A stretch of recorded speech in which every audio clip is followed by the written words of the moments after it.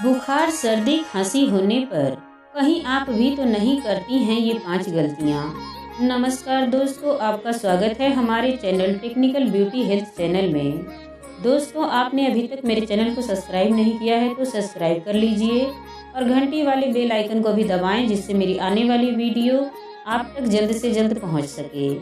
आज हम आपको कुछ ऐसी गलतियों के बारे में बता रहे हैं जो बुखार, सर्दी और खांसी की समस्या होने पर करने से बचना चाहिए।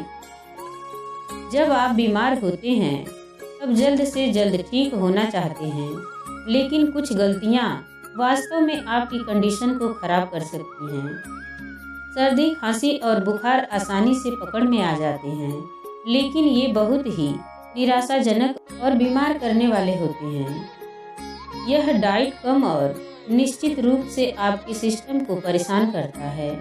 जैसा कि नाम से ही पता चलता है, सामान्य जुकाम आम है, लेकिन कभी कभी इससे बुखार भी हो सकता है। तेजी से ठीक होने के लिए इन सामान्य सर्दी और फ्लू की गलतियों से बचने की ज़रूरत होती है। अगर आप सर्दी, खांसी या बुखार से पीड़ित हैं तो हेल्दी रहने में मदद करने के लिए हमने 5 चीज़ें बताई हैं जिन्हें करने से आपको बचना चाहिए। जब आपको सर्दी या बुखार होता है तो आपका इम्यून सिस्टम दिन के दौरान संक्रमण से लड़ने में बहुत अधिक ऊर्जा खर्च करता है, इसलिए आपको उस ऊर्जा को फिर से भरने के लिए पर्याप्त नींद लेनी चाहिए। जब आप बीमार होते हैं, पर्याप्त नींद नहीं लेने से आपका इम्यून सिस्टम कमज़ोर हो जाता है और आपकी बीमारी लंबी हो सकती है। सही आराम और जल्दी ठीक होने के लिए रात में कम से कम 7 से 9 घंटे की नींद लें। एक अध्ययन के अनुसार जो लोग हर रात 6 घंटे से कम सोते हैं, वे रात में कम से कम 7 घंटे की नींद लेने वालों की तुलना में बीमार होने की अधिक संभावना रखते हैं। इसलिए जल्दी सो जाएं और दिन में झपकी लेने की कोशिश करें।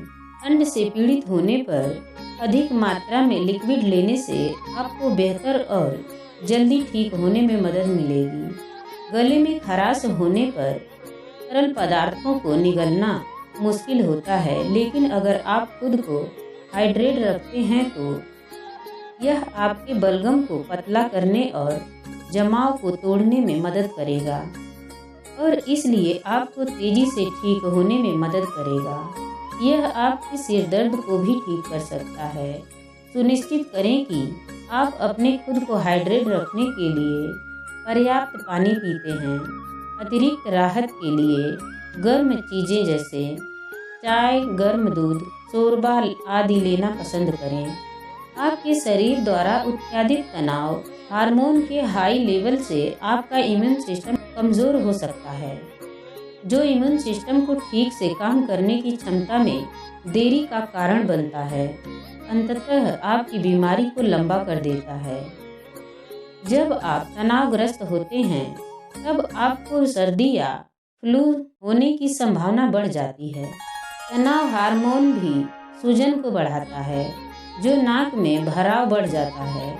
इसलिए ठीक होने की राह पर चलने के लिए पर्याप्त आराम और नींद लेने पर ध्यान केंद्रित करने का प्रयास करें और आप जल्द ही अपने पैरों पर वापस आने में सक्षम हो सकते हैं।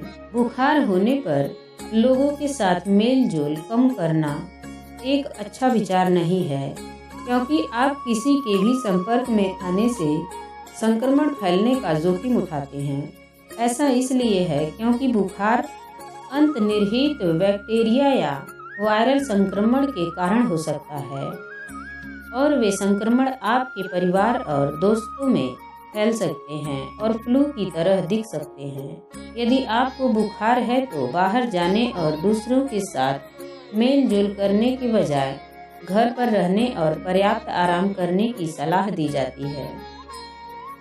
संभावना है कि संक्रमण के कारण आपको भूख कम लग रही है, इसलिए कुछ खाना महत्वपूर्ण है, अन्यथा यह आपको संक्रमण से लड़ने के लिए कोई एनर्जी नहीं देगा और यह आपको वास्तव में कमजोरी महसूस कराएगा।